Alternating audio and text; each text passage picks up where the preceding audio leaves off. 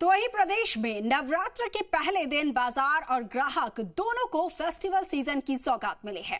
GST की नई दरें लागू होने के बाद उसका असर भी देखने को मिल रहा है। नवरात्र के पहले दिन सुबह से लोग बाइक और कारों की खरीदारी करने के लिए वहां पर पहुंच रहे हैं और साथ के साथ भगवान गणेश के दरबार भी खरीदारी के बाद पहुंच रहे हैं। यहां पर खरीदारों ने जीएसटी का पूरा लाभ मिलने की बात कही। तो वहीं पूर्व सरकार में राज्य मंत्री रहे राजीव अरोड़ा ने बताया कि केंद्र सरकार ने जीएसटी की दरें लागू करने में बहुत देर कर दी, लेकिन देर आए दुरुस्त आए।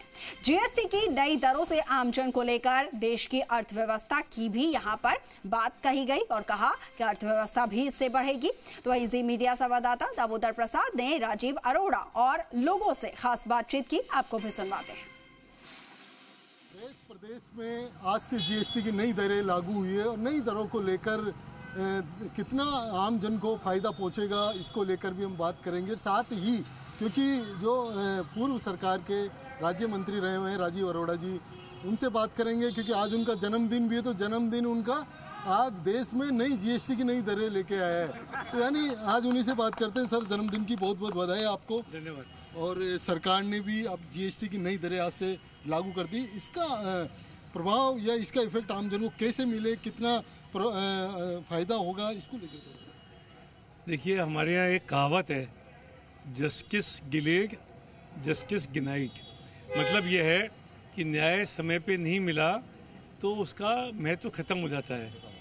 पिछले 7-8 वर्ष से जीएसटी देश में लागू है और ये जो सरकार है भारतीय जनता पार्टी के नेतृत्व में, ये भी पिछले 12 साल से देश के ऊपर राज कर रही है।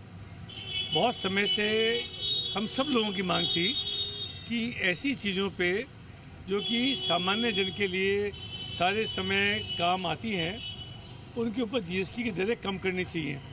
लेकिन 28%, 18% की दरें लगा के लोगों को महंगाई की मार से पीड़ित होने का सरकार ने मौका दिया। जीएसटी की दरें कम होने से जो बाजार और ग्राहक को कितना फायदा होगा, कितना व्यापार बढ़ेगा, क्या मानते हो, किस तरीके से देखते हो सर? देखिए, निश्चित रूप से बहुत कठिन समय चल रहा है।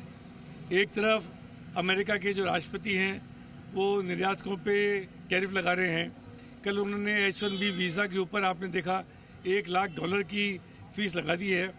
तो हिंदुस्तान की जो अर्थव्यवस्था है उसको जितनी तेज़ी से बढ़ना चाहिए था, अभी ऐसे समय के अंदर तेज़ी से बढ़ती अवस्था है, उस पर थोड़ा सा रोकथाम हुई थी।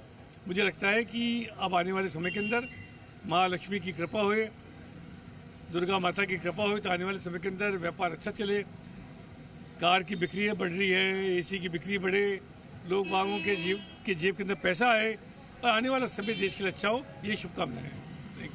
तो कह सकते हैं कि राजीव अरोड़ा जी का कहना यही है कि अब क्योंकि नवरात्र की शुरुआत हो चुकी है तो लोगों में खरीदारी का भी उत्सव देखा जा रहा है।